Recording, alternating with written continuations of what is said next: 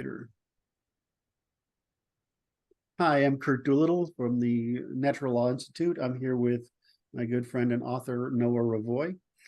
He's written a book called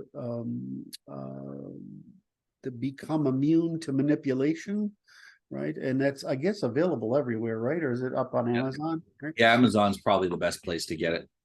So we're doing a chapter by chapter walkthrough of his book. I found it very interesting. I hope you will. And this is chapter 2, a brief history of manipulation. Last video was, are you being manipulated? And before we get into it, in case you've just joined us, what I'd like to do is have Noah explain what manipulation means and why he's written this book to help you get over it. So manipulation is a form of social and emotional warfare that people wage against each other in order to get their way. So if you're a manipulator, you use people's natural needs for socialization and for emotional stability, and you upset that in such a way that you get their compliance, even if it's not something they really want to do or that's good for them. Mm-hmm. And so this is why we look at it as a form of aggression.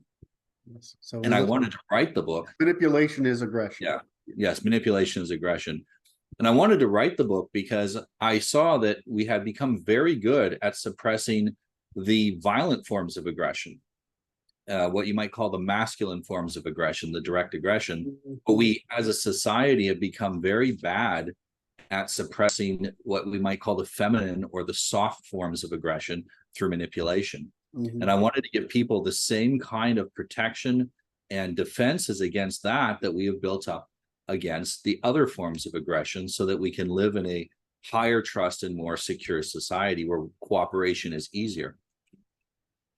Now, traditionally, most religions actually seek to provide mindfulness, but isn't that really like half of what mindfulness is about, is insulating you from manipulation by others who seek to use the many human emotions and foibles, so to speak, to get it through to you?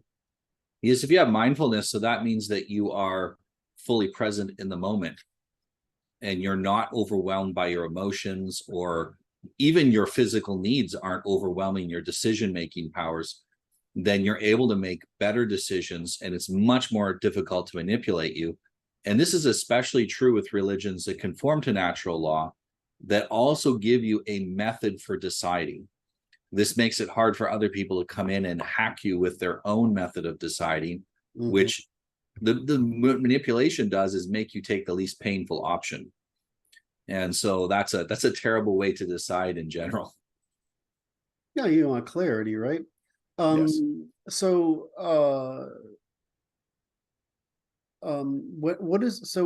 for example, what's the difference between manipulation and persuasion and argument? So manipulate. Go ahead. No, I was trying to make 3 points, make a line, but it doesn't matter. Okay. So manipulation is when you treat a person as an object to be used as like a tool. And so you're using their weaknesses or their foibles against them to get them to conform to whatever behavior you want from them, with no regard to whether it's a win for both of you or not. Mm-hmm. Whereas persuasion is a cooperative form of communication where you convince someone to follow a line of reasoning or behavior that is mutually beneficial. Even if it might be more beneficial for you, it's mutually beneficial, and they're doing it with full understanding of what's going on. Great. Okay, so I was hoping to get that part out, because I think people, like one of the things we do a lot of is disambiguation, right? Mm-hmm. Because people tend to mix these words around. But the whole point is, the difference is, am I trying to get a win-win scenario here? Even if it's slightly better for me than for you, but it's still a win-win. And maybe I'll get if it's better for me, I have a debt, so the next time it's better for you, then I will go along, right? That's what most of human cooperation consists of, is slightly asymmetric, but a debt that's then repaid, and it's this constant back and forth of repayments and payments that allow us to develop trust in one another, that produces the high trust society. So so in chapter 1, you said, are you being manipulated? And I thought it was, if you haven't seen it yet, folks, you should go watch the first one because it's quite good. And it went on for long. It was so interesting that it went on for longer than I expected. And that's the thing. That's what I love about this format, is I can actually talk to the author, right, in some detail rather than be bound by a 15-minute limit. You know? So anyway, in chapter 2, what are you trying to get across in the brief history of manipulation? So you need to understand yourself and understand what the enemy is doing to you in order to protect yourself. And one of the best ways to do that is to look at the history of manipulation and look at specific examples of how it happened so that you can protect yourself against that. It is possible to categorize the different types of manipulation down into very a serialized, as we mentioned, disambiguation of what's happening, such that you can say, well, this is the particular type of manipulation I'm facing.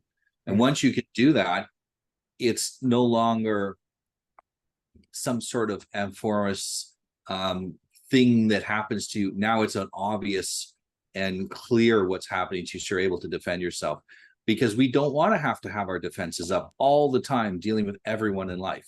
So let me ask we you a want to be able to have some trust. Right. Let me ask you a question, because we want to have that because we're weird, right? White, Western, educated, industrialized, rich, and democratic, right? We're weird. We're the weird ones. But isn't it true that the more moral a person is, the easier it is to manipulate them? The more moral a person is, the more that they intuit other people as being moral. They'll give them the benefit of the doubt. And so, you and I, our default setting is, I'm going to trust you. Yes. Now, what is on the backside of that is that if you're a distrusting person to begin with, and someone lies to you or manipulates you, you just, well, I was expecting that. And you go along your business and you try to get them next time. It's kind of the same reciprocity we talked about before, but it's a negative version. Mm-hmm. What we do is, how dare you trick me? I'm going to erase you from the face of the earth so that never happens to me or anyone else. Mm-hmm. And so we do have an immune system built in.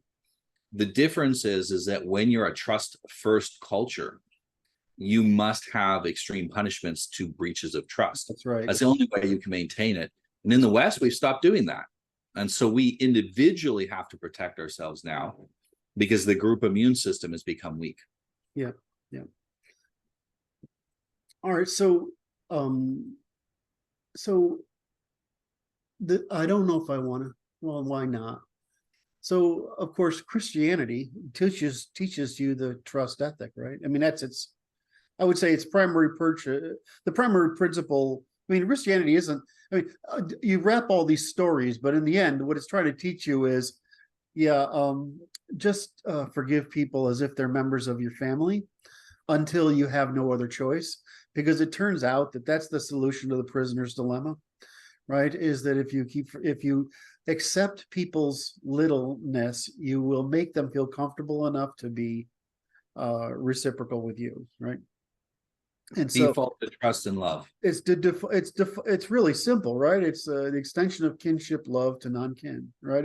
It's not even, it's totally counterintuitive to mankind, right? That's why it takes a religion to make it happen. But I mean, once you're like us and you're indoctrinated into it, it's like, well, of course you trust everybody, right? I mean, that's just how you start with things, right? So it's quite beautiful. So, but it doesn't, but not all cultures have this predilection, right? And the problem with manipulation, especially the amplification of the female method, is we stop suppressing the female forms of manipulation, right? I mean, I'm sorry, I feel like I'm dragging you off. Okay. No. Well, not only did we stop doing that, we stopped raising women to be mature enough to suppress it themselves. Right. And so that combination is, and we've stopped raising men to be mature enough to recognize when it's happening and not let it affect them. Right. And men are far more susceptible, especially immature men, to feminine manipulation than we're willing to admit, generally. Mhm. Women already have a tremendous power just in the fact that boys are raised by their mothers mostly, especially in the beginning. And that makes them desirous of pleasing mother. So then when those same tactics are used against them as an adult, it hasn't necessarily been removed. That is part of the masculine maturing process, is to remove that ability for feminine manipulation to affect you. Yes. And we're not doing that for boys anymore. We're not teaching them that.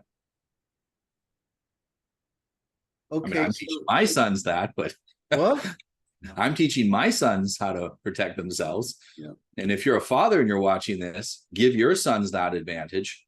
It's a massive advantage in the world to not be easily manipulated. My son comes home and he shakes his head and he says, Dad, he says, they've all been fooled. He says this to me regularly. He'll hear something at school and he says, I know it's not right. And he can point out logically why things aren't right. And it's both a burden when you're that young to notice it, but it becomes a lifesaver as you get older and you don't end up going down the pathways of behavior that are that we're pushed into with this manipulation. Okay. So in this chapter, you start out with an example, and then you explain. You call it a brief history. Explain it. So do you want to start off with that? How we'll go through that example? Yeah. So in Microsoft back in 2009, this was, I think this is before the first iPhone or around the same time, they started to develop something called the Kin. And this was a project at Microsoft. And the salesmen were the ones that came up with the idea, which should be your first clue that there's going to be a problem. And they wanted a phone that would be better in every conceivable way than the competition, a smartphone, and at the same time be cheaper. We all know better, cheaper, and faster doesn't work, but you can't tell that to a salesman. So the sales people, they started to drive the technological expectations for what the product would be, and they set up to their bosses, we're going to make a fortune on this. And the engineers came along and they said, we're the experts here. We understand this technology, and what you want us to deliver is not something we can do. It's not something in our capacity to do in the time frame that you wanted, especially at the price you wanted. And so the sales team, they had made promises, and now they felt under pressure to deliver these. And so what they began to do is to manipulate them both ends. They manipulated upward to their management by telling them one story, and then manipulating downward to the engineers by shaming them and telling them, well, if you can't do this, you're not a team player, and undermining their own confidence in their ability to make decisions about what was and wasn't possible. $2 billion later, this is not a small mistake. They had a team of 2,000 people working on this for 2 years. And it would have been some of their best engineers because it was considered a highly valuable project. That's not just a loss of money. You lost the product you could have made with that and all the profits that product could have made. And so Microsoft ended up, after 2 years, management had to walk downstairs, bypass sales, and say, what's going on? And when they were able to talk directly to the engineers explained that this is what had been going on. We've been telling them this isn't possible. Here's the problem. In this process, they had acquired another company with some excellent people. And many of those people ended up leaving Microsoft. And that's half the reason you acquire a company, is for the people. They ended up leaving because they didn't want to be bought out and then told they didn't know what they were doing by salesmen. They came from a small company where their voices mattered to a big company where they were a cog and they didn't like it. So they lost a lot of good people. They lost a lot of money, and they lost 2 years of development for a massive team of engineers, all because the marketing team was allowed to manipulate both ends, and because both ends were susceptible to that manipulation. Well, I mean, unfortunately, because I've built my I built my companies basically around, I mean, most of them are built in Redmond or Bellevue or Seattle, right? So, so I've built them with Microsoft as my largest customer. And so this story is not anywhere near unique. So we won't go into why Microsoft's such a great example of doing this, but yes, this kind of thing happens everywhere, and it's not, and I don't know if you know about the folding one, Yeah, flip, I think they called it, or I can't something. remember, that was the same thing. But so Yeah. those stories aren't rare, and No. you know why is what I think is because Gates could understand the tech, but Ballmer couldn't. Yeah. So this is what happened. But anyway, Well, so and Ballmer, I think, was more socially aligned with the people in marketing and sales. That's who he felt more comfortable with. And you're tend to listen to people that you identify with rather than the thing they're specifically saying. And that really sets the stage to make manipulation easy. And it's too bad because if you had the original Microsoft smartphone, which I did, it was freaking awesome. Yeah. Yeah, and it would have been fantastic for the market to have a serious third competitor in the smartphone industry. I think it would keep Apple and Google more honest in what they're developing. It's really unfortunate. It's one of those great. How do you? I mean, because they were the lead, because it was Nokia. Really, it was the Nokia Microsoft partnership. And so I don't want to get off of this with little. I don't want to get off the train of thought because we're working on your book. I love to talk to Noah. So, and I love this subject matter. So I apologize for dragging it sideways. So let's go back. So you had how manipulation ruined Microsoft's smartphone. It wasn't its first. It was, but somewhere in there. So why are people easy to manipulate? They're easy to manipulate because we are all desperate for social and emotional approval. We're desperate to most of us are unable to self-regulate our emotional state, and we rely on the consensus of those around us to do that. And therefore, if we're in an environment where those things are disrupted or where they're threatened, most people will allow themselves to be manipulated. And that's the key. All manipulation starts with self-manipulation. We allow it to happen. We tell ourselves it's better I go along with the crowd for my own sake. Maybe they're right. Maybe I don't know what I'm talking about. So we undermine ourselves. And we end up being stuck in situations where it's painful now to admit the truth. And we're kind of in that as an entire society. And I've been very encouraged in the last couple of months to see a widespread questioning, not of the narrative, but of the way the narratives are being spun. And this is much better than, it's one thing to become immune to everything, that individual lie that comes along. But when you understand the process, how you're being lied to, and you become immune to that, then your enemy's not able to continually swap new lies in. And we see this now, no matter what the news is, nobody believes it. But looking at their, sometimes the official sources will believe it, but your average person, I don't completely believe it. I saw a video. I don't believe the video either. And this is fantastic. This means that we've had a real impact on people. They're using some of our same, they're talking about manipulation directly, not just lies.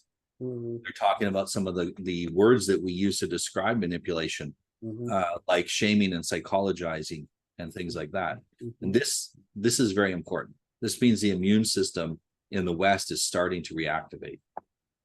No, I mean, there's only so, it's people double down, right? I mean, there's only so much you can take because it's getting pretty horrible out here in the provinces, so to speak, for the average guy. I mean, the impact on family, marriage, relationships, and income, that's bad enough. But you start adding the social political to it, and the fact that we've got the cathedral complex, right, throwing out all its nonsense, and then we've got social media on the other end, and you wouldn't. It's not surprising why that conflict would eventually work it out. I think there's one interesting point here, is that the left is very conscious of the fact that the right educates, but that the education takes time. And so that's why they tend to use rolling accusations, right? So it's their form of manipulation can include rolling accusations. And those accusations can be false. They can be partly true, but there can be mostly false, right? And they just keep throwing them out there. And the idea, of course, is to prevent education from spreading. Yes. So, well, because we tend to be very curious, and that's why we seek out that education out of curiosity. And the best way to kill curiosity is through shame. Any also teacher because we're not emotionally driven. Mm-hmm. So you brought this up. I don't remember if it was before we started recording or not, but there's an awful lot of us who are evidence-based. We don't base our opinions on what others think. We base it on what we can find in the evidence. And then we compare that with what others think, right? We have a great deal of self-regulatory control over it. And so the problem becomes when you get in the situation where I mean, there's a tendency it's like the men we write on YouTube and the women do on Instagram, pictures on Instagram and explanations on YouTube. You see this dichotomy work out in the numbers very clearly. Well, that's because emotional impressions, right, and versus procedural arguments or methodological arguments to bring about change. So you see that in everything. What's the same thing here? Is that the problem is that emotions and nonsense spread really fast, especially gossip, and education spreads really slowly. So I mean, it would make sense that, in tying this back to what you said, it would make sense that it would take a while for us to sort of catch on. And if you think about it, our subconscious, which is where we're going to process our emotional things, it's 40 to 80 times faster than our conscious mind. So it's going to process those things, come to conclusions, and start expressing that message back out into the group very, very quickly, where our conscious mind takes a while to catch on. And you'll see this in history where, a man is in a group of soldiers and they get attacked, and he has a momentary bout of fear. It's his body telling him, get out of there, it's dangerous. Then he takes a couple of minutes, he gets his mind straight, and he comes back into it, and he's okay. And now he's able to dominate that desire to run away. That doesn't just happen in these kind of life and death situations. As humans, we perceive social ostracism as death. Yes. And so we tend to react out of panic to it, and we run away. And this is why, teaching young men to be more stoic in not react and non-reactive helps them to avoid this. So they take a little longer to process. I always say this, women often catch on to what's going on faster than men, but not as to the same depth. Mm-hmm. So a woman might notice, for example, a man who is posing a danger to the kids or something at a park, and she notices it faster. But the husband or the father, he's going to notice it he's going to see to agree. Oh, it's not just a guy, it's a guy it's the same guy as last time, and he's going to start piecing together the pattern and go and deal with it. And so we each have our strengths and weaknesses.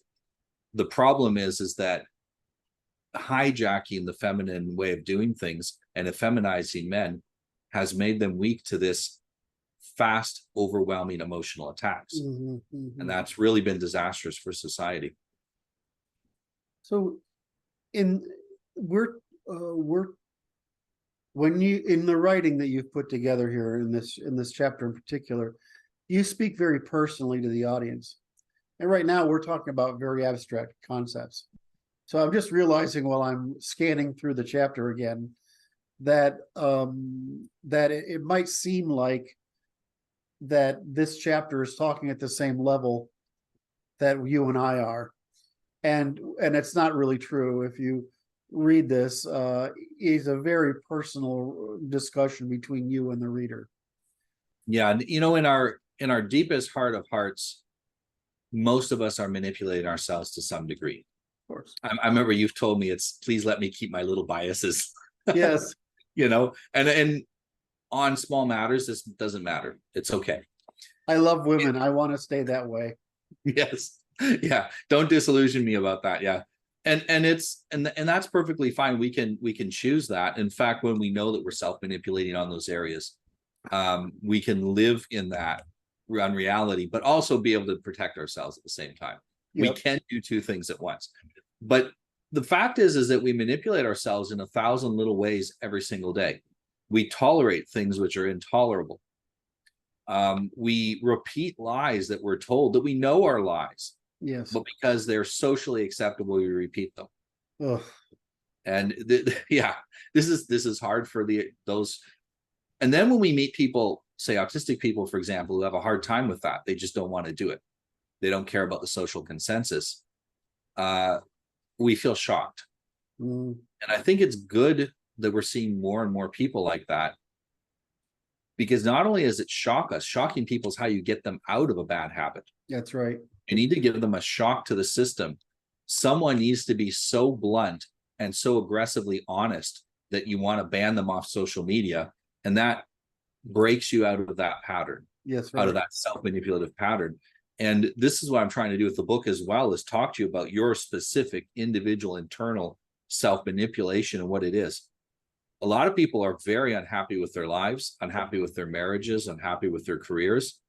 And they just keep telling themselves that their needs don't matter. It's fine that everyone else wins and they don't. And so they're not addressing their problems. Right. And the collective of that, of millions and millions of men and women as well, not addressing their needs properly, is a broken society. And it makes us much easier to manipulate. It's very hard to manipulate a whole person that is satisfied and content in what they have and is comfortable in their lives and is surrounded by people who respect them. Where is it that you're going to get, what's the chink in their armor that you're going to get into? It's almost impossible. It's the people who have not solved their own problems, who are not in a good position, that are easier to attack. I mentioned here that self-manipulation creates a living hell, and people will do anything to end that pain. And that's why it's so easy for other people to manipulate them, because they promise an end to the pain. That's right. You don't have to solve your problems. Just pray about it.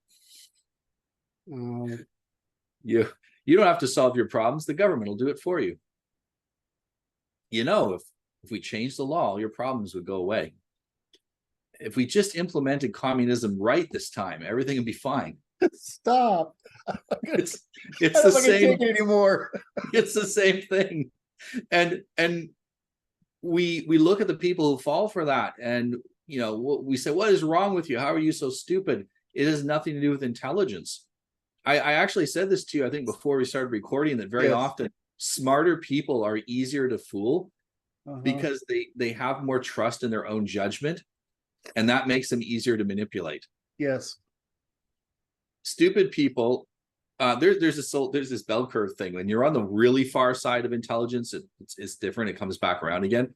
And you're on the really far of the other side where you're not that bright.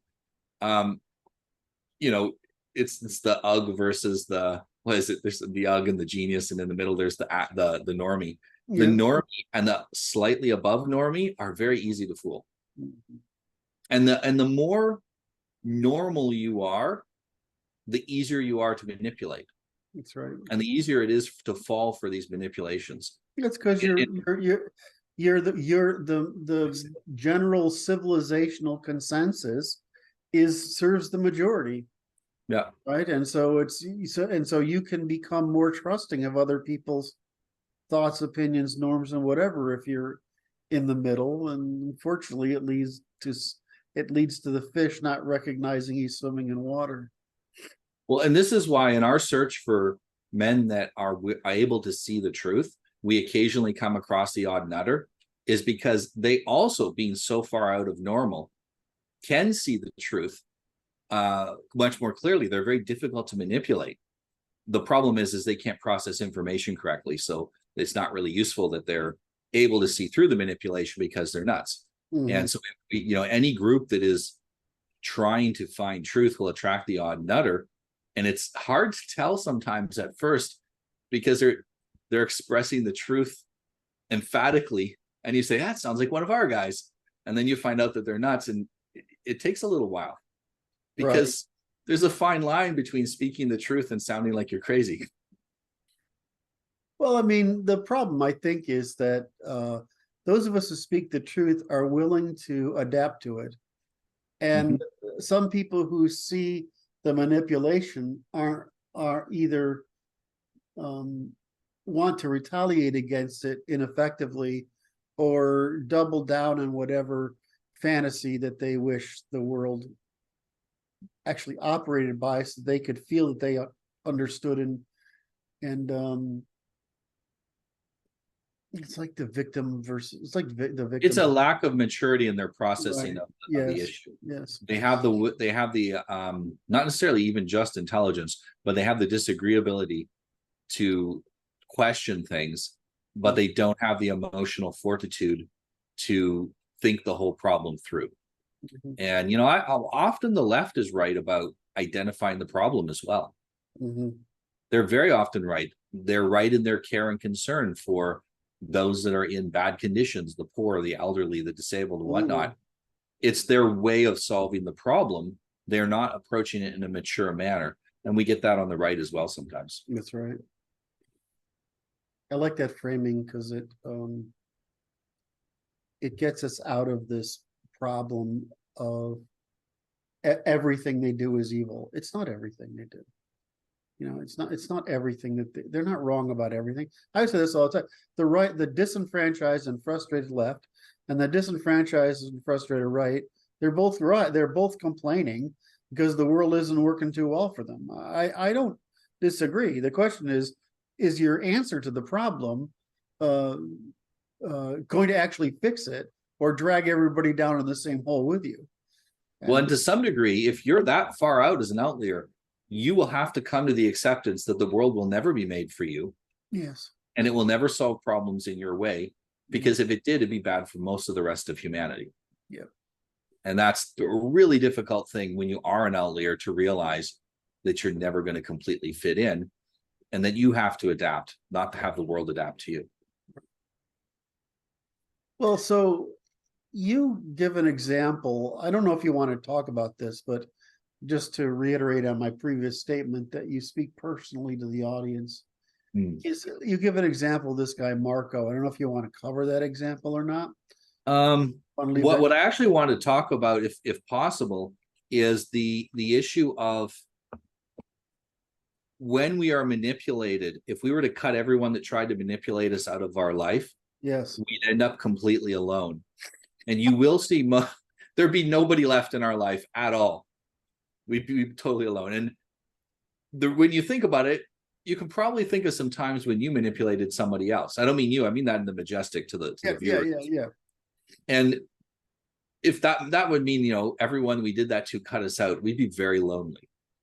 And that's the big reason. Because police, hold on, because I recognized later I was wrong.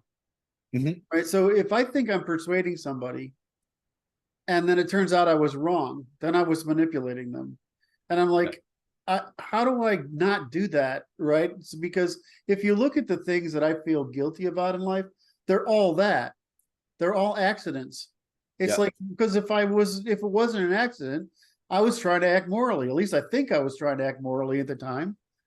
And most people that are manipulating at the interpersonal level are just trying to get their needs met. And often they believe they're helping someone. A great example is a parent manipulating their child into eating better food. Right. And so they'll tell them, I've seen people tell their kids, if you don't eat this, I'm going to give it to you tomorrow, and the next day till you eat it. And the kids, oh, this is going to be disgusting. Or they'll tell them, well, if you don't eat that, all your teeth will fall out.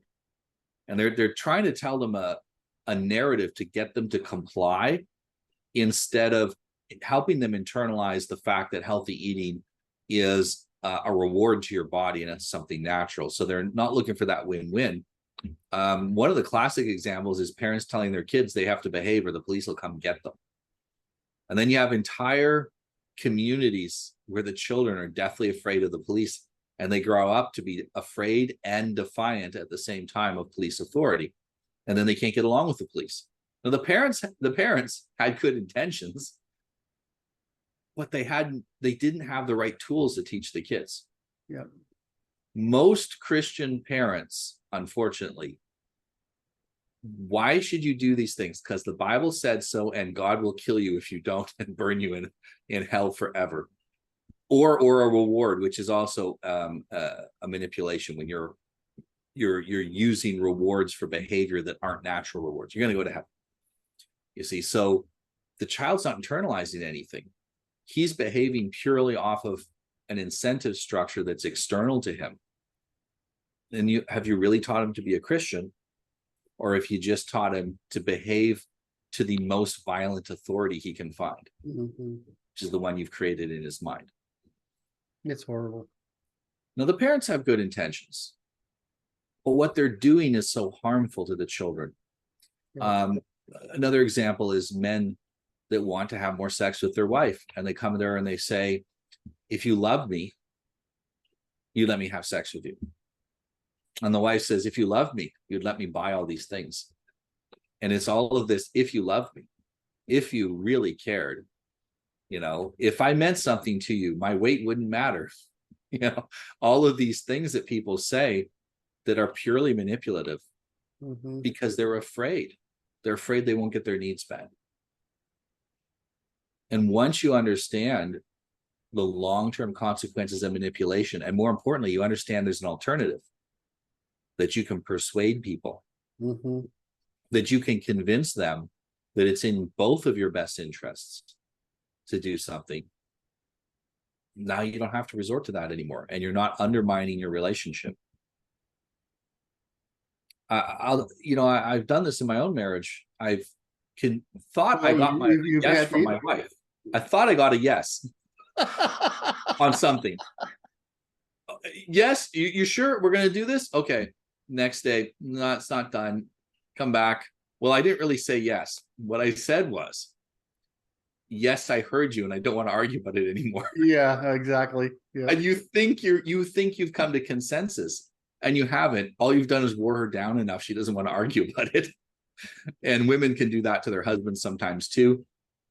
We don't want that. What we want is an enthusiastic cooperation that comes from the other party internalizing the same plan we have.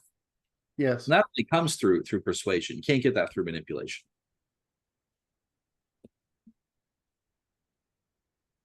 Okay, so I might be doing the wrong thing, Noah. Is that I'm trying to go through the chapter a section at a time. Oh yeah, sorry. And well, I don't know. I mean, if as long as the conversation is interesting for both of us and the public, that's great. So I think it might be worthwhile to talk about how manipulation ruined Microsoft's first smartphone, because you cover the topics there. So I'm not sure if I'm doing the right thing, because not every author I should approach the same way. But you started with a brief history. You talk about Microsoft smartphone. You talk about GSRRM, which I think is worth talking about maybe. And you talk about why people are easy to manipulate, why others do it, and how the mind works. And I'm worried that there's I don't want to communicate that there are two basic things that I'd like to communicate about this chapter, given our discussion. One is that it's a very personal.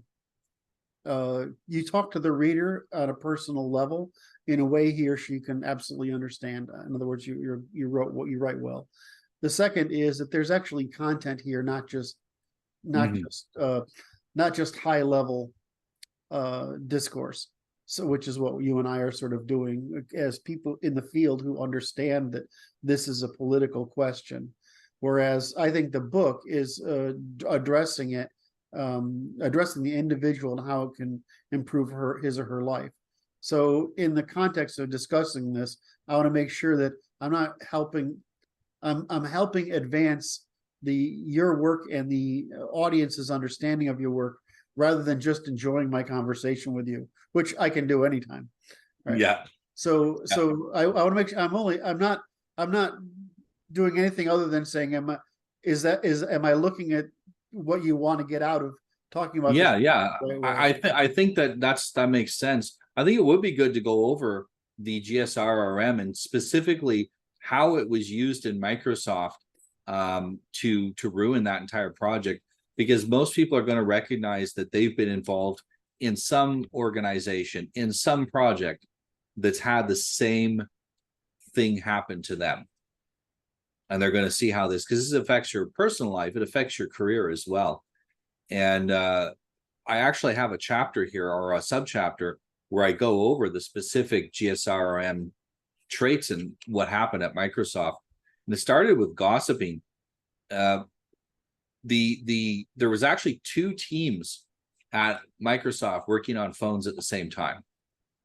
And the one team here that had the spectacular failure, the Kin project, they were looking at a less expensive teen-oriented smartphone, and the others had a business-oriented smartphone. And that bifurcation created 2 separate teams. And so they would gossip about each other. And they would say, look at the other team's not doing well. And it was, iPhone is eating their lunch, is what the Kin team would say. Okay. So they were starting to think, we're the superior team, we're better. And this destroyed morale at the other team. It really undermined them. And it also caused management to say, well, if one of our teams is failing, we have to double down on the team that's not failing. Mm-hmm. And so it caused them to make a decision not based on facts, but based on the perception that was created through the gossiping. The biz dev team also shamed the engineering team, constantly saying things like, you don't know what you're talking about, we're not building this for you. And when they were given specs that were impossible to deliver, they were told that, this is why we hired you, can't you figure this out, type thing. And so this shaming undermined the desire of the engineering team to even communicate with them. So they stopped talking to the biz dev team. They stopped communicating when there was problems, because every time they get beat up over it. Mm-hmm. And if someone did come out to say something, they'd rally against them. They'd bring the whole biz dev team out at once to talk to the one engineer to intimidate him. And if you know much about these 2 teams, generally guys in biz dev are highly socially dominant type guys, and the engineers are more quiet, strategic planning, thinking type guys. So they'd use their social skills to come and bully them and rally up against them. And they'd act as if solving problems was a democracy. We vote for the phone to be faster. Okay, go do it. And this isn't how you can't develop a product this way. You can't make real life happen by enough people wishing that it happened. And this created a big problem with the Danger. It was a company they had acquired. These employees that they brought in to help, they spent $500 million to acquire this other team to help them on the phone. And it very quickly came to the point where those people didn't want to work there anymore. And they lost most of them because of this. Another tactic they used was ridiculing. So every time the engineers would come up with a plan or a question or something needed to be addressed, they'd say, well, you just don't understand the market. And then they would say, we're going to educate you on this.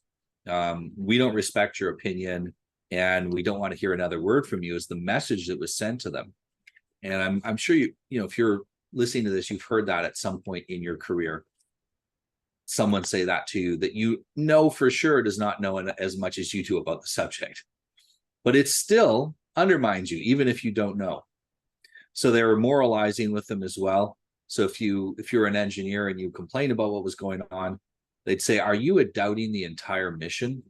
As if it was some sort of religious crusade. And they treated it like the success of the Kin project was a matter of belief rather than a practical business matter. Mm-hmm. And this, almost became a religion. And you will see this idea that you have to turn your company into a cult and into almost a religion. There are downsides to that. Not Just stop you don't thinking. know, you may not know this, but that's been a problem at Microsoft since the beginning. Yeah. Is there it goes through a series of calls, and the reason is the management structure. But go ahead. Yeah, there's there's advantages to it in the short term, like there isn't any kind of manipulation. But in the long term, you burn yourself because you're no longer thinking. Now you're operating on belief system. And that doesn't work when you're trying to make money.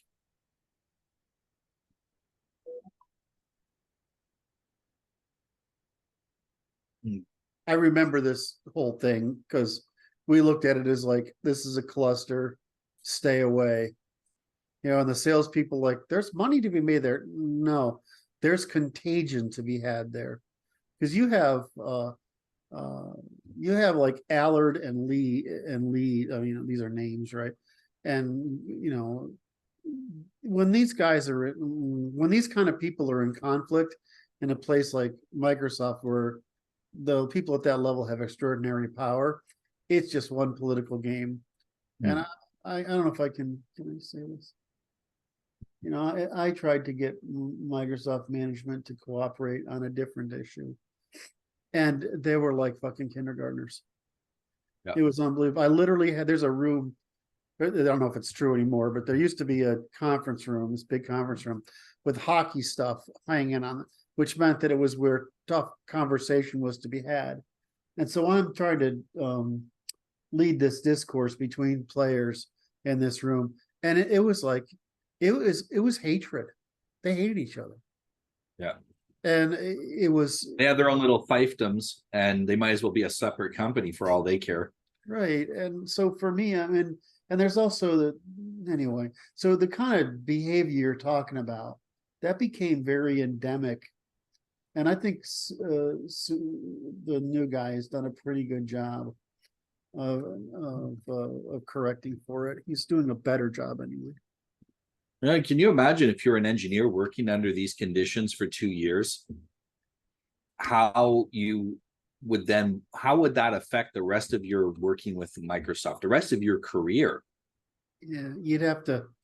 I don't know. You just shut up, keep your head down, and collect your paycheck. Why should you go above and beyond? Because Microsoft was very gladiatorial at the time. Whoever, the complaint I used to have, and I was trying to run meetings there, is that it was about who could be the most aggressive and dominate the room, not who had the best answer. And that was common all the time. And it created a culture that's very similar to the political culture we have today.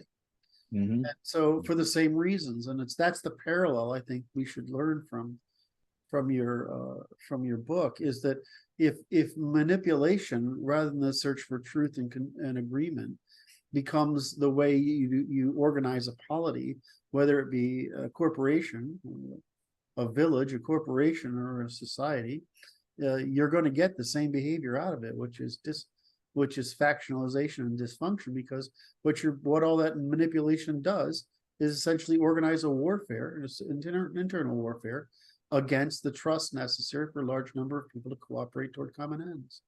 And it's exasperating. No, absolutely. That is the thing with as I mentioned, it's social and emotional warfare. There is a place to conduct social and emotional warfare against your enemies. But if it's happening internally against the people that are on your side, you're going to self-destruct. You can't maintain a single organization that's conducting warfare against itself. It's bad enough you have to deal with your actual competitors without being your own worst enemy. You get away with it if you're making so much money that nobody in their right mind will leave, but will defect. But that's not, as the example you gave, if it's dysfunctional and if people have choices, they'll choose to leave. Well, they'll choose, and worse is they don't leave, but they check out mentally, and they give minimum effort because they're just done with the fight. And that's actually worse because you're still paying them, and you're not really. There's a huge difference between a motivated engineer and a dismotivated engineer, because they can fake work pretty good, my experience. Well, that You doesn't. probably know more about that than I Well, do. that doesn't. I don't. I'm not. I don't think that happens over there. I think though because the developers have a lot of weight in the company.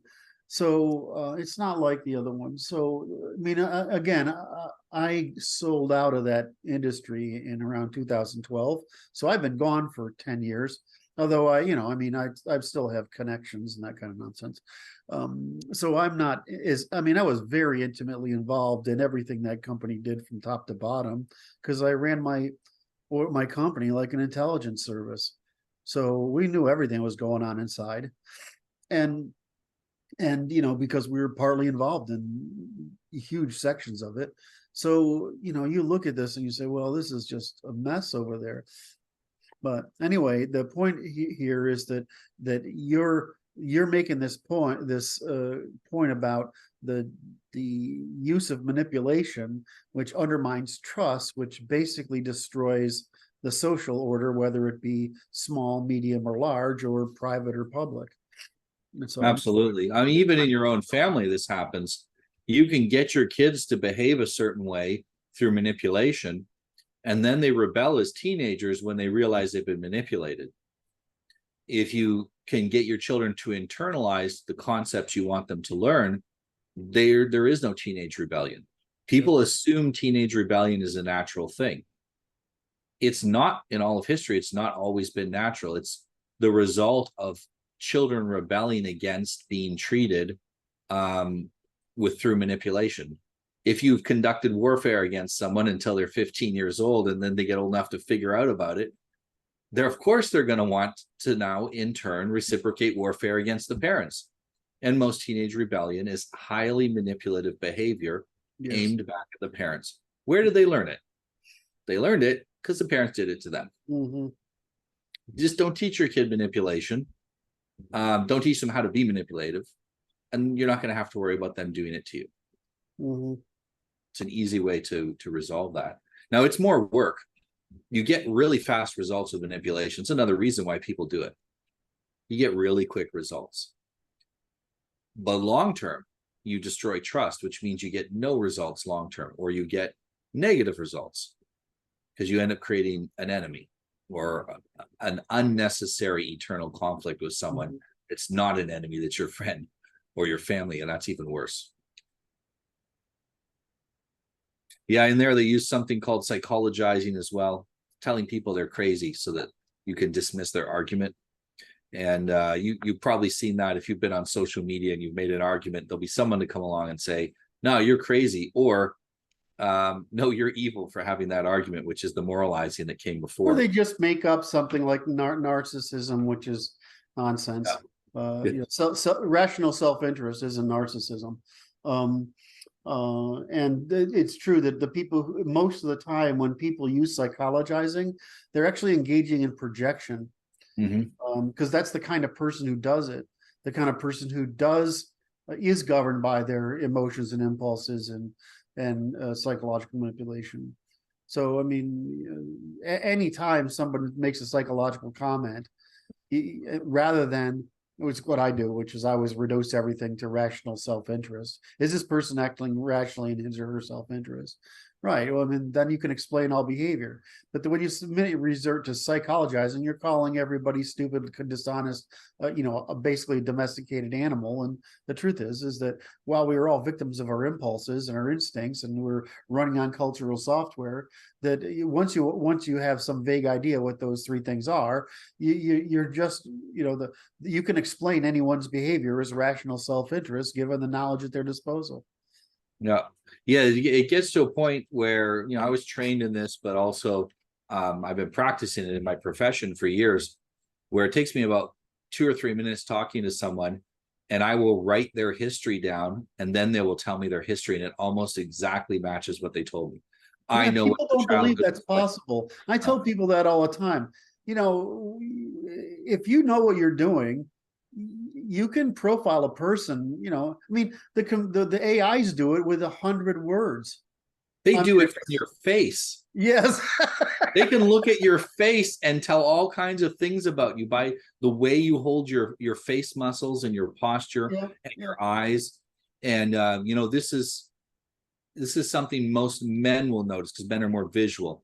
If you're dating and you're looking through a dating site, you look at the girl and you go, oh, okay, I kind of know what kind of girl she is just by her eyes. We get so much from that.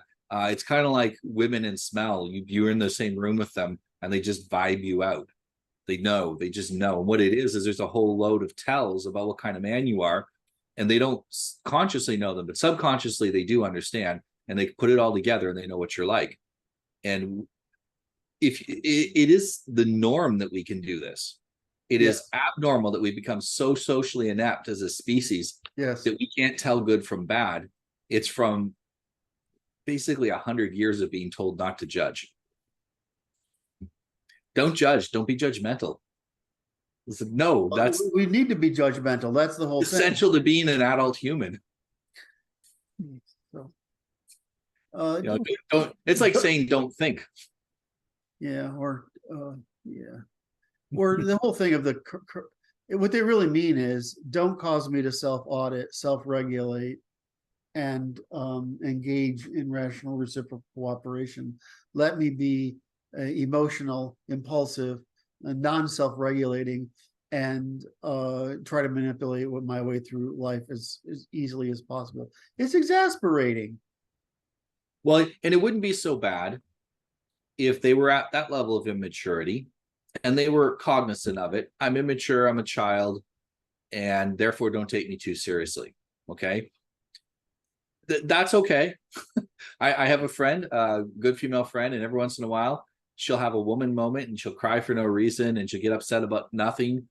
And then we'll just, everyone's quiet and we just watch. And then she'll go, this is stupid. What am I upset for? Nothing really happened. Exactly. And she'll get control of herself and come back to it again. And because she recognizes that there was nothing behind those emotions in reality, nobody holds that against her. It's the people who think that their irrational expressions are reality that cause us problems, and that expect to be taken seriously for their unserious behavior. That's a good quote. Yeah, that was pretty good. Some of these things you got to write down. Yeah. All right. I'll tweet that one when we're done. You seem to have gone out of focus slightly. Oh, this is the new camera thing. I don't understand this thing.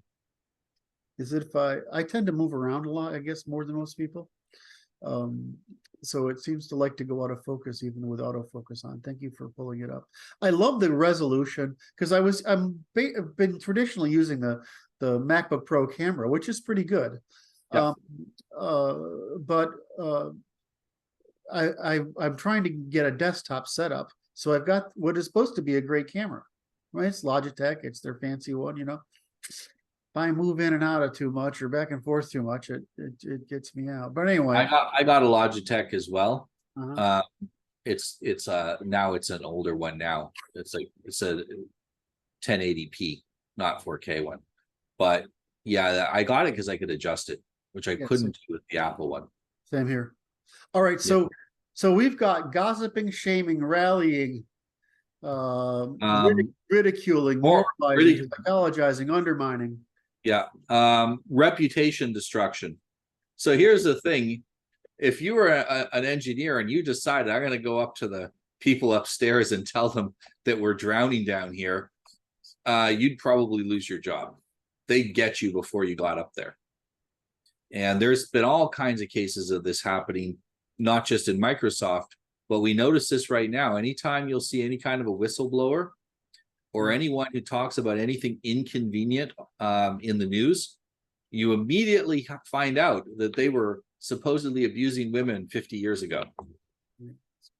It never came up until they said something that people don't want to hear.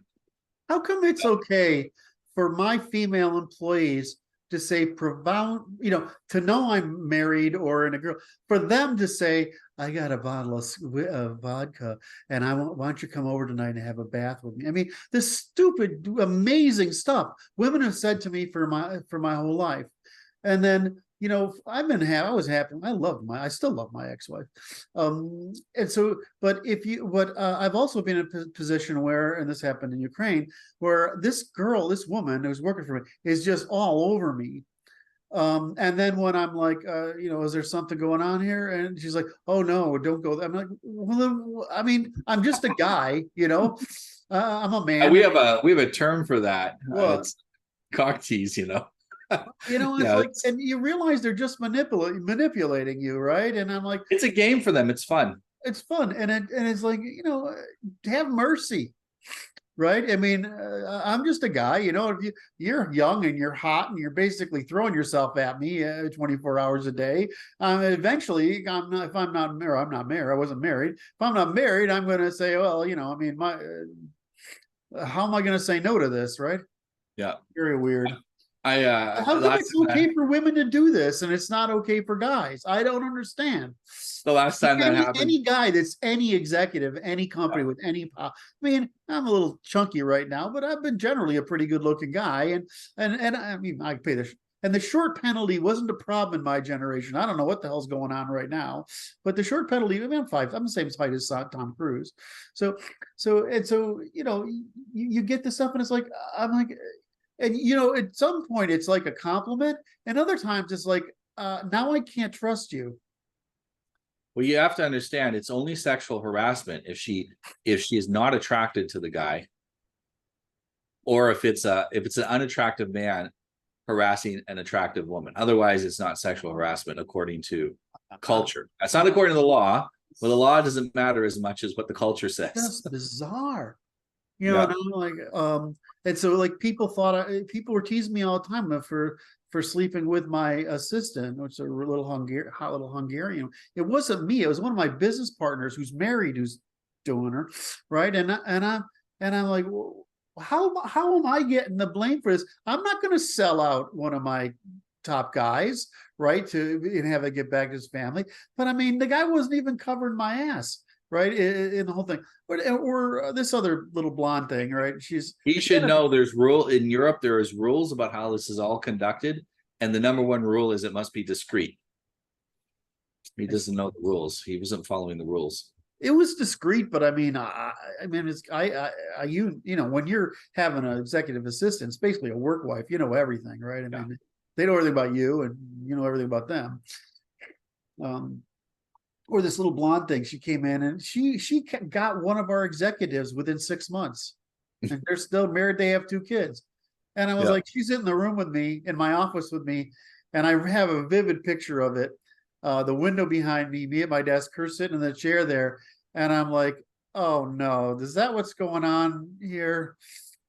I tell girls this: look, if you want to find a man, go work for a startup. Yeah, it's all young, single, usually pretty aggressive, and people think it's all a bunch of geeks. Is not necessarily. Not true, no. There's often a lot of masculine men in there. It's the really well-established companies that end up pulling in some geeks for work. But in a startup, you got to be highly risk tolerant. That tends to correspond with masculine. Work hard. You got to work hard. Yeah, you got to work hard. So what's the other? Oh, and then I use the admin chick network as a spy network in the company, right? So I spend a lot of time with my admin girls, making sure I understand if there's any employee, inter-employee, employee customer risk. It's phenomenal. Now, what happens though is that some of those girls, very rarely, because they tend to tell each other, is that they like having access to the boss, so they're happy to give you information. But some of those girls, they think you're actually interested in them, and I can never understand the number of times a woman has told me, acted like I'm hitting on her when I'm just being me, is just bizarre to me. And so it's like, so to me, I feel like I don't want to hire women anymore. I'm just in the younger generation. My generation is not a problem, but and anyway, and even Gen X. And it wouldn't be so bad if you could just tell them no, and they'd be like, "Oh, okay, cool." Like you can kind of do with most guys when a girl when they like a girl and she says no, and they're like, oh, "Okay." No, it's like you tell them no, and they might just decide to ruin your life because you said no to them. It's insane. So it's crazy, and this is all. I do think I'm seeing this more and more. I said the last couple of big figures where it came out that 50 years ago they had they were mean to some woman, or some text messages come out or whatever, and everyone started from a position of, I don't believe you, prove it to me. So in the West, we used to be, I believe you and you don't have to prove it, I trust you.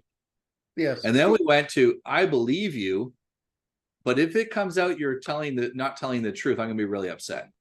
And by that time we've forgotten. And then it became, I believe you, but could you please prove it? So that's the trust and verify that we hear about with cryptocurrency. Trust but verify. We're past that. We're at the stage of, I don't believe anything you say until you prove it. And no, I'm not accepting that as proof. Yep. And that's basically the answer to everything now. And we're in a society where no one's going to believe anything. Yep. If they haven't seen proof with their own two eyes, they're going to assume it's a lie. Yep. And it's sad that we have to be in that situation. And part of the thing with the book is to help you tell the difference between when you're being manipulated and lied to, and when you might be hearing the truth, because sometimes things are the truth, and how to identify that. Because here's the problem: if we have a no trust society and there are things we have to be warned about, how are we going to ever warn anybody? Yep. Still trust any warnings anymore. And so this is the place we're at, where we can no longer rely on the group consensus. We have to be our own truth detector. That's too burdensome on Yes. the ordinary people. Yes, it is. It's like I used to say, people, is it, it's this whole thing of diverse. It's not, diversity is not a good thing, and it's a good thing if it's all positive. But diversity that adds frictions and diversity trust is all negative. There's no positive benefit to it all. I mean, throughout history, everybody's loved having what you call the quarters and the urban centers, which is where you can go to get different food or different goods or whatever. But out in the majority of the population, what you need relative coherence on group strategy, understanding of the world, metaphysical value judgments, etc.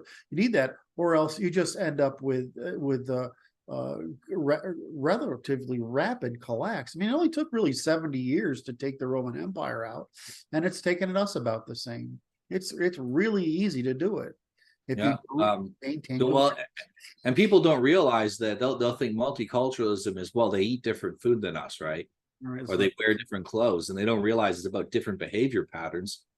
Even the Bible mentions that. It says, Apostle Paul says, when I spoke to Jews, I went to behave as a Jew. When I spoke to the Gentiles, I behave as a Gentile. When I speak to the savage, as a savage. So in other words, when you go to interact with different groups of people, you have to interact with them according to their customs. You can't bring your custom in and demand it in the other person's. Well, your customs are a strategy of cooperating, and you can tell the differences in group and civilizational cooperation because it's a difference in civilizational trust. It's we have extraordinarily good data on ethnic, cultural, ethnic, and civilizational differences in these. Now we have, I mean, I just don't like this about my work, which is now we have it down to sex differences. And the stuff I've learned in this has been painful because it violates one of my most precious. You laugh at me. He laughs at me, guys, because he knows this is my problem. And and so is that I just hate it. I just hate knowing what I know to some degree. But people don't realize how little men and women interacted in most cultures of the West in the past. The men were in their half of the house. The women had their own quarters, separately locked away from the men. And the women policed women's business in their side, and the man policed man's business on his side and outside the house. And you got together for two reasons: discuss what to do about the kids and have sex. And you know what? That led to a lot less domestic disputes. Yeah. Only every time I ever see my wife is great because that's when we're having sex. So I look forward to seeing her every time. You can imagine this Roman man thinking like this. Oh, I love my wife. The only time I've ever seen her, she's naked.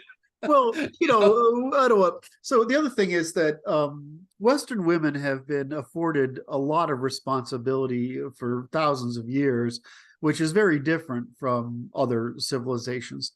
And the reason is really obvious, is that we had a militial army, which meant that every man might be away for, the summer. And so the mother and wife had to run the damn business. So we had amazing women in though. I mean, Germanic history has it. Unfortunately, we don't have. It's not the society wasn't literate, so we don't have too many written records.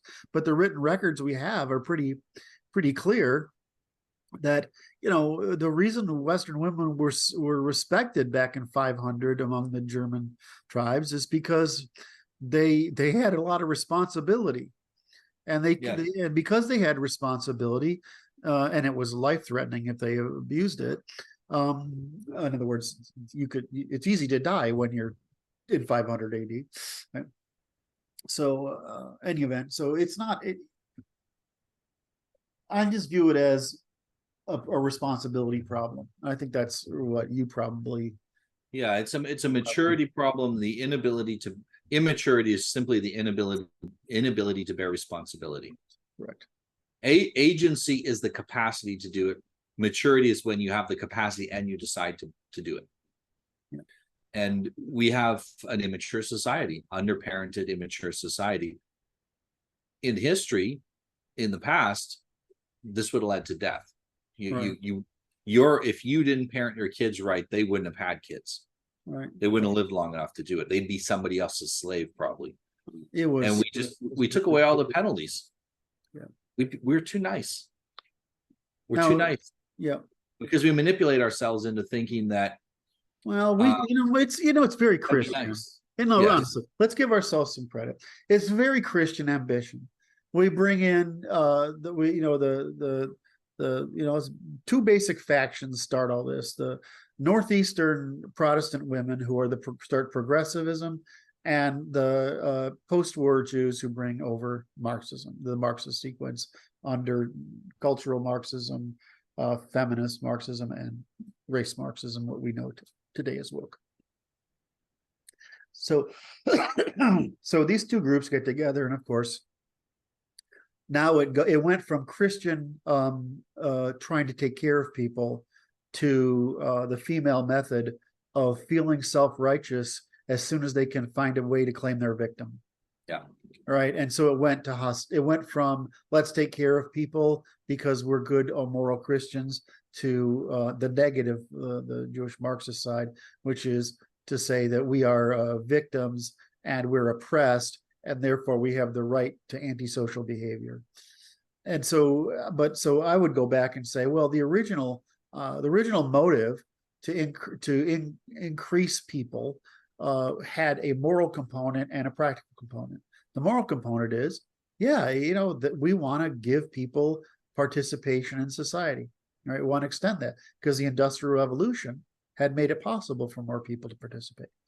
On the negative side, on the other side, you had that the state said, well, I mean, our whole country started out with this meme of no taxation without representation. And now we got to start to really taxing these people that aren't just landholders, right? We've got to tax a lot more people. And so we need to give them representation.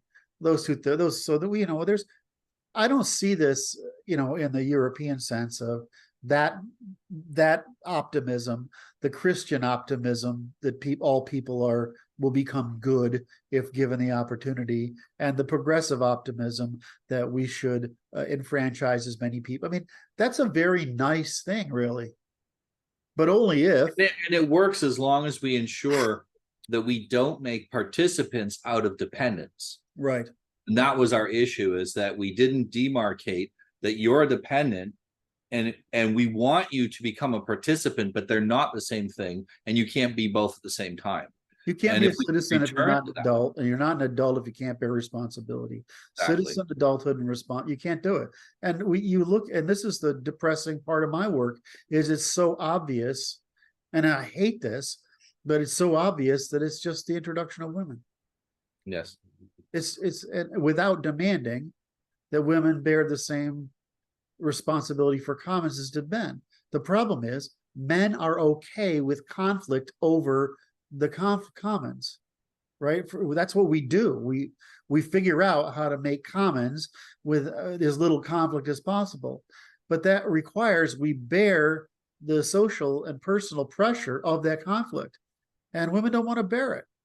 They just can't stand it. And they flip it at all times to be that they're caring and emotional. That's not what it is. That's the hiding behind moral pretense, when what it really is, they just don't want to bear the responsibility of the friction. And what happens too with the growth of government is because they want to bring their domains, their traditional domains, under government, so they can now vote on them instead of it being their personal responsibility to look after their children and their home. Right. They want to bring and to secure a man. They want to bring that into become a common issue. Whereas historically, the commons was much more narrowly limited than what we think of it today. Absolutely. There was no voting on what someone did with their kids. You couldn't vote on, is this guy going to educate his children or not? If you don't want to educate your kids, you want to educate them differently, that was your choice. Yeah. So this whole monopoly, and the monopoly thinking, right? So the leftism is all monopoly. So it's everything has to be a monopoly. In other words, everybody has to do it the same. But that's a very female consensus. It's not a male issue, right? Males are looking for concurrency, right, and commonality. We're not looking for everybody to fucking agree. We don't have to agree, because that would mean we have to all think the same, be in the same condition, have the same. I mean, people aren't. Look at the sexes, classes, and ethnicities, and cultures and civilizations. They're not the same at all, right? We vary, and a lot of those things vary because they need to. The needs of a median IQ of 70, 85, 95, and 105, those things vary greatly, specifically for the reasons you've repeatedly brought up during this conversation, which is their ability to bear responsibility is dependent upon their ability to bear competency. And if you don't have the ability to bear the competency, you haven't got the ability to bear the responsibility. So therefore, you have to have things like Islam for a 70 to 80 IQ range. You can have Christianity for a 95 to 105 high range. And, it looks like you can have the people 115 and up. We all want it to be as spiritual but secular. So I mean, it's all, and these are all ways we look at the world, because it's the way we need to look at the world, because we can look at the world. So I mean, it's natural for all of us to think differently. So this idea, this whole communist, leftist, feminine, whatever nonsense, is just a circuit. Even the libertarianism, which I think is hysterical, right? What is libertarianism? It's middle class Marxism. What's left-wing feminism? It's feminist Marxism, right? What's the original Marx, the lower class? It's lower class Marxism. What's neoconservative? It's upper class Marxism. It's all these beliefs that you're right, rather than right over others, instead of right in a role that you play in a society with others who have different things. And that's why it's just, it's like this. I'm sorry, I'm ranting here, but it's like we don't teach trifunctionalism. We don't teach the foundations of our law. We don't teach the stuff you try to teach, right? Which is about how to have a solid, stable relationship with the world. What do we teach? We teach nonsense propaganda and only enough math and reading to say we pretended we did. I mean, you see these teachers coming out now with the average seventh grader has the reading capacity of maybe a third or fourth grader, and the math capacity of a first grader. I mean, are we? They want to blame it on COVID, but this was a problem 10 years ago too. It's just spread in how many areas. It's contagious over the areas. I think COVID gave them the right to talk about it in public, is what I think. What COVID happened with COVID is parents are working from home. And the desk over there, the kid was doing homeschool, and the parents are hearing this, and they're like, "What the heck is happening in my kid's school? Yeah. How that teacher sounds like a communist propagandist agitating my child against me?" And there were parents that in the middle of COVID just went over, shut the computer, and said, "No, I'm homeschooling you. Yeah, you don't have to put up with that anymore." And they saw the teachers humiliating the children and using all of this manipulation against them. And a lot of parents just said, "The only one allowed to manipulate my kid is me." They said, "This isn't right. I'm not gonna tolerate this." Homeschooling went from like 5% of the population, now it's like 12%. It's growing dramatically every year. And I think that we're only seeing the beginning of the acceleration towards this. You mentioned about women wanting equality and fairness. I have this conversation with men all the time, and I'm reading Scott Adams' latest book, and he talks about how there isn't such a thing as fairness, and that's just the way it is. And instead reframe it as, look for situations that are unfair and to your advantage. And I've been saying that, talking about that for years. I tell my kid that life's not fair. Make sure it's unfair in a way that advantages you. Yes, exactly. And everyone else should be doing the same thing. It's, you know, Yeah. if you think about it, is it unfair that we have so much more intelligence than the animals and can eat them? Is it unfair to the animals? Yes. Is it good? Yes. I like eating steak. You know, Yeah. the thing is that a lot of our ideas don't scale. What you really want is everybody to act reciprocally in the condition that they're in, because that's the best we can do. When you say you want things to be fair, anything other than you, me, and the other people I can touch within a radius, right? What you're saying is that you believe in aggregates, that, in other words, everybody's equal. And we're not. I mean, we just talked about how very differently we're not. So in math, you know this as you can't average an average, right? I mean, right? That's the basic statistics. Right? Well, it's the same thing when people say they want to be things to be fair. You know, we can agree on what's wrong most of the time, right? But we don't agree on what's good or right or good or just most of the time, because those are all personal opinions given our relative position. And this whole idea that we should search for a monopoly of equality of everything, it's really just childishness, isn't it? It's just immature. Well, especially since, you know, we're not even different. We're not even unequal with other people. We're unequal with ourselves. Yes. I'm not the man I was a year ago, and I'm not, and in a year from now I'll be different. And if you go on a much larger time scale, was it unfair that I didn't have all the rights and responsibilities I have now when I was 10? Yep. You know, I was very different, so I have different rights and responsibilities now. And this, you know, it makes sense when you say to someone, "Is it unfair that a child has less rights than you do?" Right. Okay, that makes sense. Yeah, he can't make those decisions. What about a person who is functionally a child, and all of a sudden their brain breaks and they don't want to talk about it anymore because they've manipulated themselves in a certain way, and they've been manipulated. And what happens is if they're on the lower scale, they argue for this because they want to get things that they haven't earned. And if they're on the upper scale, a tremendous amount of intelligent people feel very guilty that they were born with more intelligence and more opportunity than other people, and this gives them a sense of guilt, unearned guilt. There's no reason for them to feel guilty. You and I were taught the same thing, which is noblesse oblige.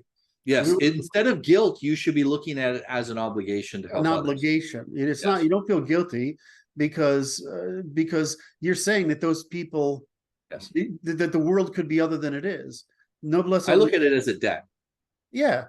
I shouldn't feel guilty unless I don't pay the debt. Right. Exactly. Long as I pay the debt, I should feel blessed. Yep.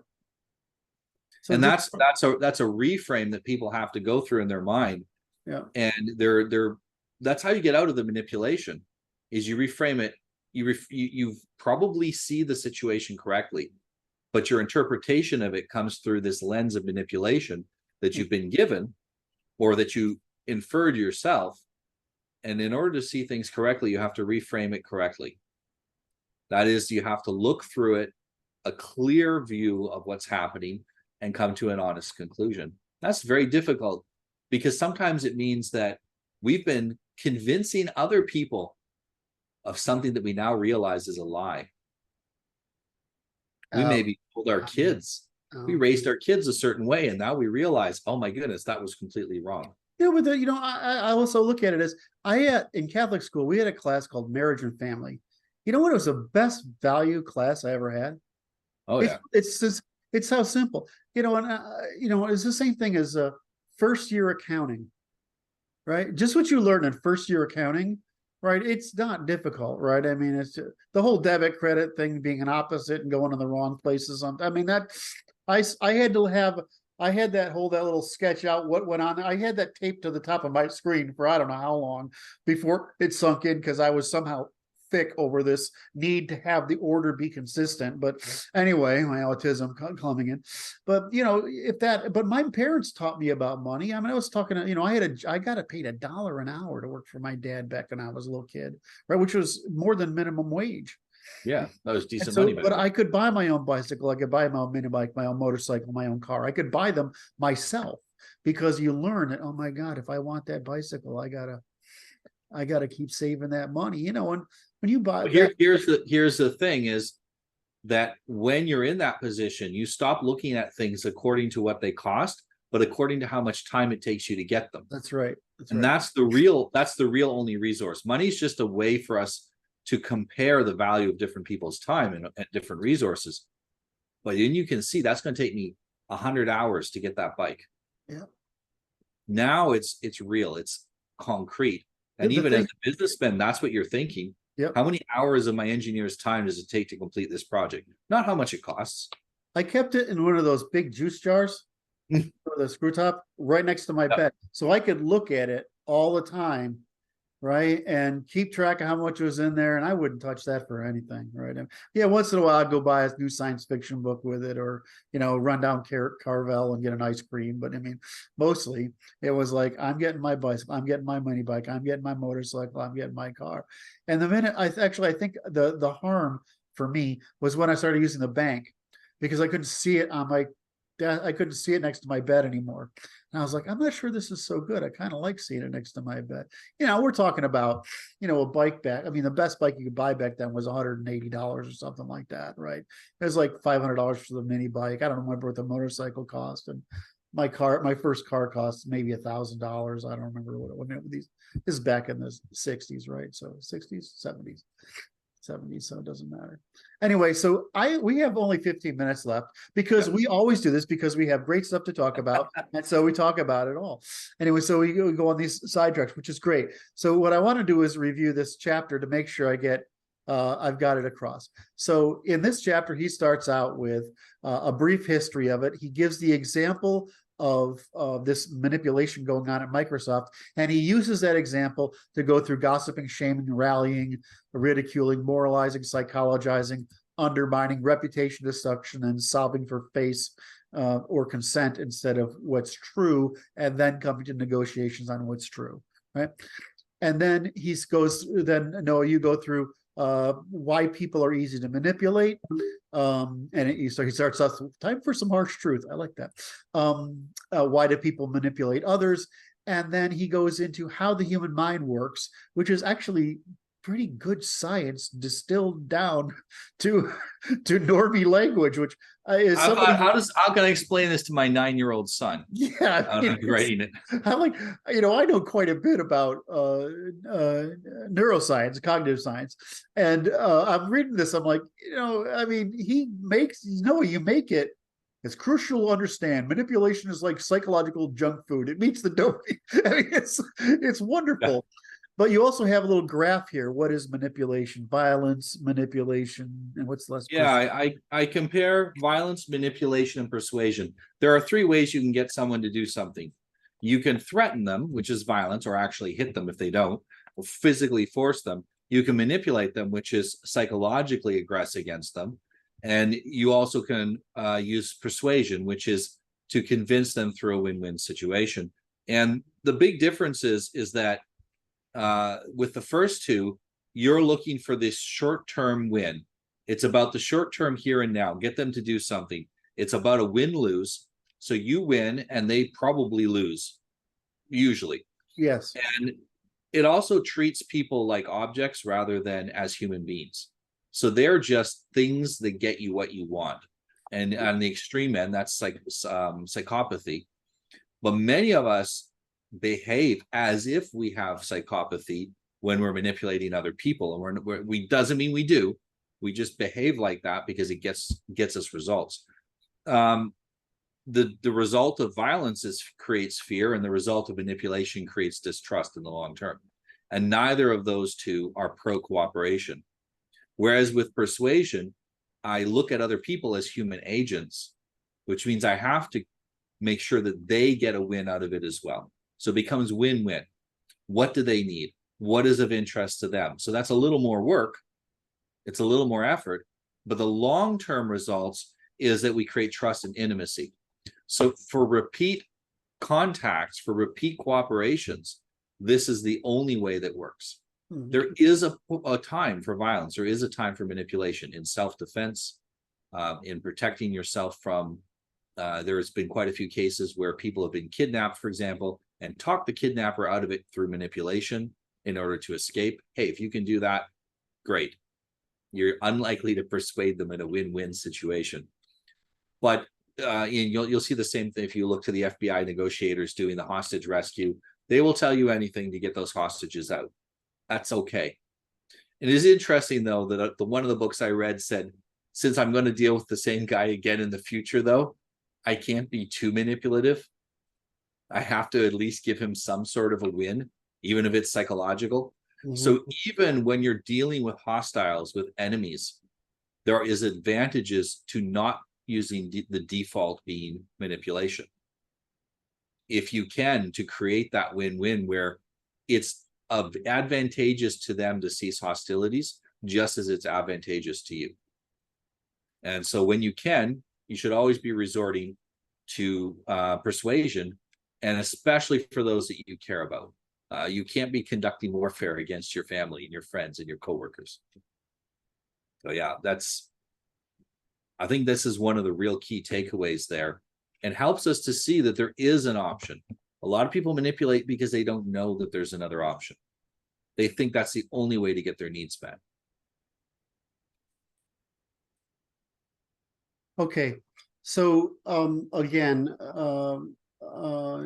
what I think we should emphasize in this chapter, because we've been talking about all these wonderful examples and behaviors and consequences, is that he's saying what manipulation is, how to tell manipulation from persuasion, and giving you some examples of it. But I actually think the gold in this chapter is, I don't know if I say that because some of it's from my work, so I don't want to sound like I'm being self-congratulatory. Sorry. But you do a better job of covering gossiping, shaming, rallying, ridiculing, moralizing. You do a really good job of getting these are the techniques across.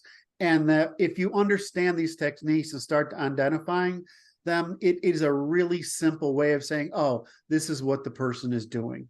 Yeah. And so we've noticed this, right? Because you've taught this and I've been working on this, is that the minute you give people words to explain what they're seeing, they can identify it, categorize it, and say, you're engaging in rallying, you're engaging in ridiculing, you're just trying to get reputation destruction to coerce me, you're just trying to undermine, right? And it's the very best way to stop a manipulator, excuse me, especially if they're actually on your team. Yes. It's your spouse or your kid or your friend or your coworker. When you say you're shaming me for this, and that's causing me to be less cooperative. What you might try instead is to figure out what it is that's going to make me happy, and I'm going to try to figure out what it is that makes you happy, and we'll create a win-win. Right. Let's do that instead. And you're proposing to them an alternative and letting them know that their way of trying to get what they want won't work. Oftentimes, simply calling out a lie and exposing it is, and the same with manipulation, exposing it is enough to make it no longer effective. If manipulation doesn't work on you, people only have two other ways, and they're unlikely to punch you in the face. So they're probably going to go with persuasion. And this forces people to deal with you as a person and to deal with you in a win-win manner, because they can't get what they want the other way. It also helps you maintain a state of mind without getting too emotional or angrily full of rage. Yeah, and don't take it personally and that kind of stuff. Yeah. Well, and I don't know if you covered the treating people, realizing that a lot of us are bots, so we don't know what we're doing. Right. And so when you start encountering this, if you feel like the person's really aggressing against you, that's what then that's a reason to be aggressive in response. But a lot of the time, people are just inexperienced, immature, raised poorly, or they were brought up in bad circumstances, and they just try to get away with this nonsense because it works. And you can stop. And most of you have heard of the fight, flight, or freeze response. And so when you're having a conversation with someone that's in the flight response, they'll just try to get out of the room. If it's the freeze response, they just shut down and say nothing. But if you have someone that their response is to fight, that doesn't mean they're going to hit you. What it means is they're going to interact with you, and they may interact, very likely to interact with you in a manipulative way. That's how they fight. That's their way of fighting. And so they'll push back using manipulation, and they're not really conscious. When you're in that emergency panic mode, you do or say whatever you have to make yourself feel safe. That's right. And there's a real skill to calming people down. Hypnotists talk about this. It has to do with your posture. You need an open posture. You need to slow your voice down, lower your tone, and let the other person relax. But that means you have to have control of your inner emotions so that you can relax, and that relaxes them. And keep reassuring them, we want to create something here that you're going to be happy with. But that manipulation isn't acceptable. Now, in your practice, Noah, do you teach this particular skill? Yes. Yes. Yes. I teach this especially with married couples. And women often are coming from a place of deep, deep fear and insecurity. And when they interact with their husband in that way, they will tend to very quickly shift to manipulation, because women, they want it now. And I've had many cases where the man wants to sit and think quietly about the decision and then get back to her. And if she doesn't hear anything in about 10 seconds, then she'll start into it with her own thing, and learning that regulation to go, I'm going to leave the problem with him. Mm-hmm. Mm-hmm. It's very difficult to do for people to get out of their panic state. And so I also teach the husbands, how do you get your wife and children out of panic state? Interesting. Yeah. Is there, I this is out of scope, but like I brought up earlier, the marriage and family thing was one of the best classes I had in high school. It was really valuable, and it was taught by monks, which was really hysterical to me, right? I mean, but they end up being the counselors for, right? They end up being in that position, and because they can tell the truth, though. Yes. Because outside of the system. Yes, that's true. To some extent, even myself as a husband, my advice is great, but I've caught myself occasionally saying what I want to be true because I'm a husband rather than what is true. Yes. And I catch myself and I correct it, but see, they're outside the system. They can say the truth because they don't have a stake in the game. So now, I feel like I'm always asking you to do more work. So isn't this the kind of thing that we could teach to everybody? Absolutely. I have There's another no reason this isn't a high school class, right? Well, I do have a book that I wrote where I teach this, and it only comes with the programs that I teach. So when I do a program with you, a 12-week program, I go through this and I teach you how to talk yourself out of these states. And then all you have to do then is aim that at the other person. And you'll get to the point where it takes you 10 minutes to talk yourself down. And from a physiological response, often it's not even psychological. Then it takes you 5 minutes, then a minute, then 30 seconds. At what age? And then you don't even get into those states. At what age would we be able to teach a student this to students? It needs to come in phases. And I can show mothers how to teach their children this while they're pre-verbal. Yeah. There's ways they can do it without any words. The way you teach I would take my son when he was having toothing pain or gastral pain, and I'd hold him and I'd say, listen to my voice. I'm breathing deeply now, and I want you to do the same. And he would start to match my breathing. Feel your heart rate slow down, and I would stroke him in a fast and then slow and slow. And this would cause him to physically relax, and he learned that. And I see him now when he gets stressed or he hurts himself, and instead of crying or holding his foot or whatever, he goes, and I see them calm down. And this is, I would actually start with having the mothers teach the kids this, because women have this deep desire for this, and it's very intuitive for them. There's not a lot of words involved. It's totally physical. It's right in their realm. Most people cannot calm down their physiological response to stress at all. You were supposed to learn that before you could speak. Yeah. Before you were big enough to interact with other kids. Now, dealing with people that are past that already, you can teach that as an adult. You can teach that at any age. There'll be a depth that you can only get to as you get older. But it should definitely, by the beginning of high school, be formalized, and you should know why you're doing what you're doing. Kid doesn't need to know why the breathing calms him down. You should know that by the time you're 14 or 15. You should understand the process. Now, if you want to make it sweet for the guys to do it, men who can bring their emotional selves down and speak to women are very, very appreciated by women. I have this all the time, that I'll talk to a woman and she'll go into almost a trance state because it's so relaxing and calming. And I put her in this state of real peace. And I've had them tell me afterwards, I don't know what you did. I feel so much better now. And all it was is that because I calmed myself down, that sent a message to her that it was a safe and okay to calm as well. I do this in coaching, and I do this with people I meet. If we learn it, everyone around us will become better off. People vastly underestimate how much influence they have on others. I'm watching the clock, Noah, here. Yeah, sorry. So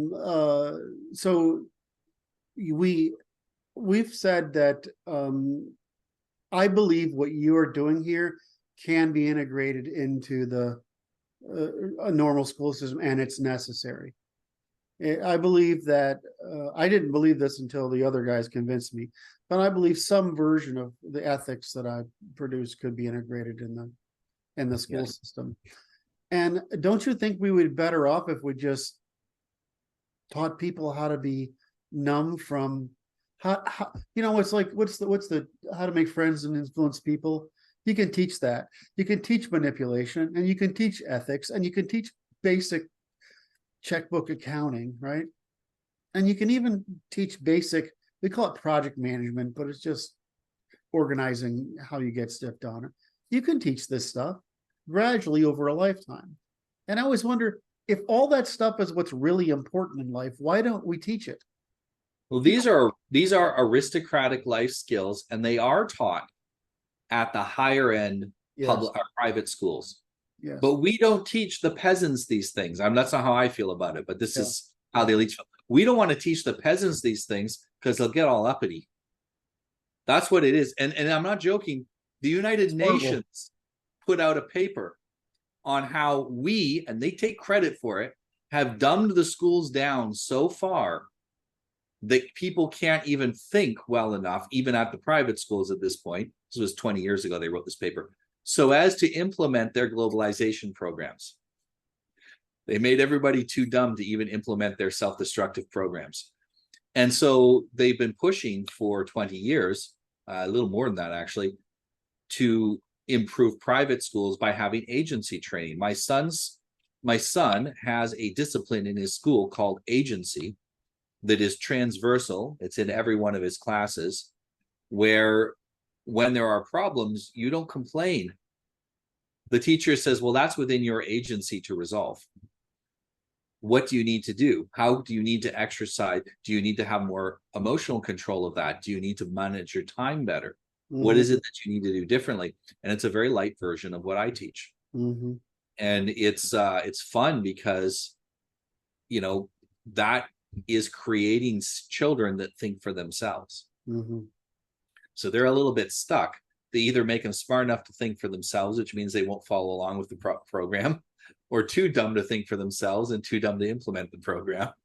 So either way, they're kind of stuck, but I prefer the too smart for my kids anyway. All right. So do we accomplish what you want to accomplish? Review this chapter? Absolutely. I don't feel I did that good a job, but I did try to tie it back to repeating the core principles over and over again. And Well, the so, reality is this is really deep, deep stuff. yes. And we actually make it sound deeper than it really is when we're talking about it. When you read it, you're like, well, that makes complete sense. Yes, exactly. That's the point I was trying to get across, is that you speak very clearly to the reader. It's a very clear set of tools. You give very clear examples. It's just that Noah and I work at a level together that's more at scale rather than always at the individual. Stimulates my higher speech thinking. Yeah. So if we've accomplished that, can you show your book again? Your book? Yes, absolutely. Right. So it's Become Immune to Manipulation by Noah Revoy. And you can get that on Amazon, correct? Yes, And Amazon, Europe, and in US and Australia. great. So what we do is hopefully you put the link in the bottom of the text. And as I said, we're only on how many chapters are in the book? We're on chapter 2, and I think there are 7 chapters. 7 chapters. So we've got 5 more chapters to go at least, and maybe a summary to close with it. I hope you've enjoyed it. I, of course, am thrilled by this topic. I think it's fascinating because I believe what Noah is trying to accomplish is central to us overcoming the crisis of the age. Anyway, thanks, Noah, for your time. I love you, brother. Thank you for doing the work you do. And I only feel a little guilty asking you to write another book. So when you get to that, anyway, hopefully, audience. I'm Kirk Doolittle of the Natural Law Institute. Noah, of course, is a member of the institute as well. He's on the staff at the institute, and we hope you enjoyed this. All right, take care.